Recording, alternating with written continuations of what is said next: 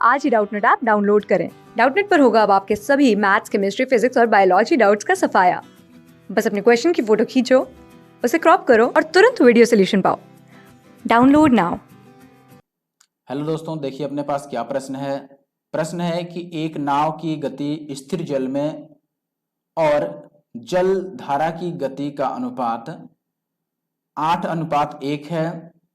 एक नाव, यहाँ पे वही नाव है एक्चुअली में, वही नाव 36 किलोमीटर की दूरी धारा की दिशा में और 42 किलोमीटर की दूरी धारा के विपरीत दिशा में 5 घंटे में तय कर लेती है। तो बताना है कि यदि वह नाव धारा की दिशा में 90 किलोमीटर की दूरी चलना चाहे तो उसे कितना टाइम लगेगा। देखिए बात समझिए, पहले तो हमें यह दिया है कि नाव की गति, नाव को मैं बोट लिख देता हूं बी, और धारा जो जल की गति है उसको मैं आर लिख देता हूं, आर से रिवर हो गया, ठीक है। आर मतलब धारा की गति। तो आप बोलेंगे कि इनका जो अनुपात है ये 8:1 है। तो मैं ये मान लेता हूं कि देखो भाई, ये जो है ये एक्चुअल में जो बोट है यानी कि नाव का चाल है वो 8x है, और जो नदी है आर उसकी चाल कितनी है, x है, ठीक है। 8x और x मैंने मान लिया। अब यहां पर क्या हिसाब किताब है जरा ध्यान देना। 36 किलोमीटर वो चलता है धारा की दिशा में।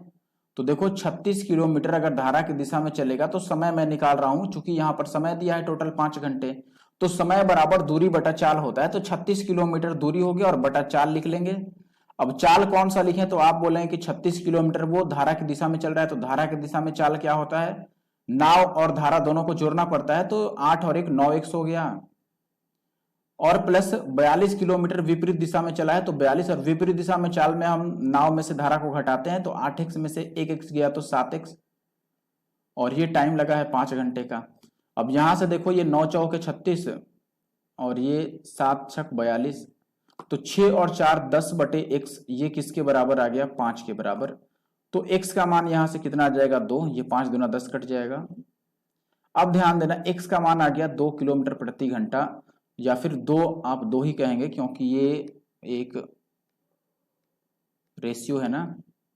चलो अब यहां से बात समझना कि इसका मतलब कि जो बोट था, बोट यानी कि नाव, तो नाव की जो चाल हो गई वो कितनी हो गई, तो आप बोलेंगे नाव की चाल को हमने 8x माना था, तो ये 8 दूना 16x हो गया।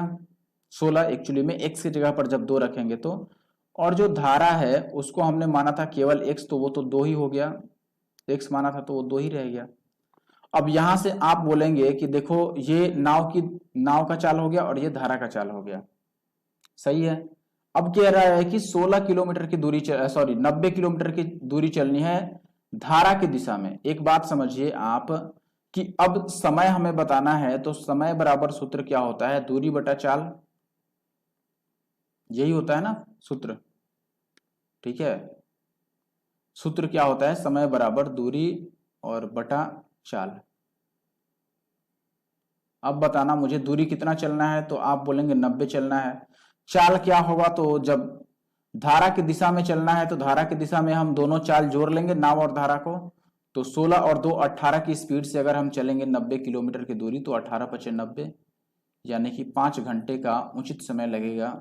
ये हमारा सही उत्तर है। दूसरा विकल्प जो है ये सही उत्तर है, 5 घंटा। क्लास 6 से 12 से लेके नीट, IIT, JEE मेंस और एडवांस के लेवल तक 10 मिलियन से ज्यादा स्टूडेंट्स का भरोसा। आज ही डाउनलोड करें डाउटनेट ऐप या व्हाट्सएप कीजिए अपने डाउट्स 8400 400 400 पर।